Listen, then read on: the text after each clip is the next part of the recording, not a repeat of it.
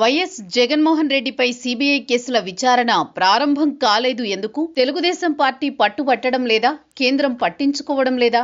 జగన్ విషయంలో బీజేపీ సానుకూల వైఖరితో ఉందా? పొలిటికల్ వర్గాల్లో ఇదే ఆసక్తికర చర్చ. అయితే జగన్పై నమోదైన కేసుల విషయంలో జాప్యం జరుగుతుండడం వెనుక చట్టంలో ఉన్న లొసుగులే ప్రధాన కారణం. ఎందుకంటే వరుసగా జగన్ రెడ్డి విషయంలో డిశ్చార్జ్ పిటిషన్లు దాఖలవుతూనే ఉన్నాయి. అందుకే ఈ కేసు విచారణలో తాత్సారం జరుగుతున్నట్టు తెలుస్తోంది. ఇందులో ఎంతమాత్రం రాజకీయ కోణం లేదన్నది విశ్లేషకుల మాట. తాజాగా దాల్మియా కంపెనీ దాఖలు చేసిన డిశ్చార్జ్ పిటిషన్తో ఇది స్పష్టమవుతోంది. వైఎస్ రాజశేఖర్ రెడ్డి హయాంలో పెద్ద ఎత్తున అవినీతికి పాల్పడ్డారు అన్నది జగన్పై ఉన్న ప్రధాన ఆరోపణ. దానిపైనే 11 సీబీఐ కేసులతో పాటు 9 ఈడీ కేసులు నమోదయ్యాయి. జగన్ అరెస్టు కూడా జరిగింది. దాదాపు 16 నెలల పాటు ఆయన రిమాండ్ ఖైదీగా కూడా ఉండిపోయారు. తర్వాత బెయిల్పై బయటకొచ్చారు. గత 14 సంవత్సరాలుగా ఆయన బెయిల్పై బయట ఉన్నారు. కానీ ఆయన కేసులు మాత్రం విచారణకు నోచుకోవడం లేదు.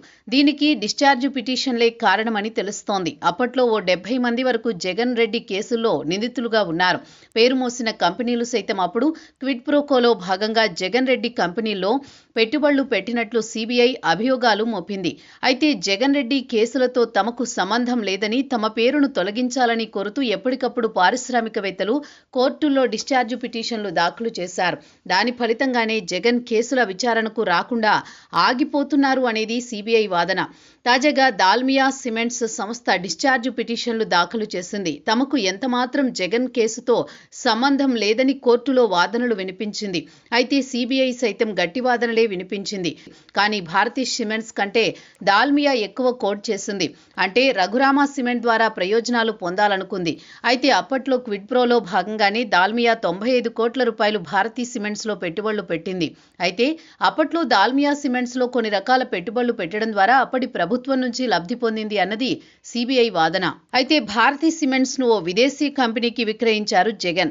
ఇంకా ఉత్పత్తి ప్రారంభం కాక మునిపే భారతీ సిమెంట్స్ ను 145 కోట్ల రూపాయలకు కొనుగోలు చేసింది విదేశీ సంస్థ. భారతీ సిమెంట్స్ లో దాల్మియా కంపెనీ పెట్టిన పెట్టుబడులను ఈ అమ్మకం ద్వారా వచ్చిన మొత్తంతో సెటిల్ చేశారని చెబుతోంది దాల్మియా. అయితే దీనిపై సీబీఐ కోర్టులో దాల్మియా కంపెనీ డిశ్చార్జ్ పిటిషన్ కొట్టివేతకు గురైతే హైకోర్టును ఆశ్రయిస్తుంది. గత 14 సంవత్సరాలుగా ఇటువంటి డిశ్చార్జ్ పిటిషన్లతో జగన్ రెడ్డి కేసులు పెండింగ్లో ఉండిపోయాయి. అయితే అంతే తప్ప దీనికి రాజకీయ కారణాలు లేవు.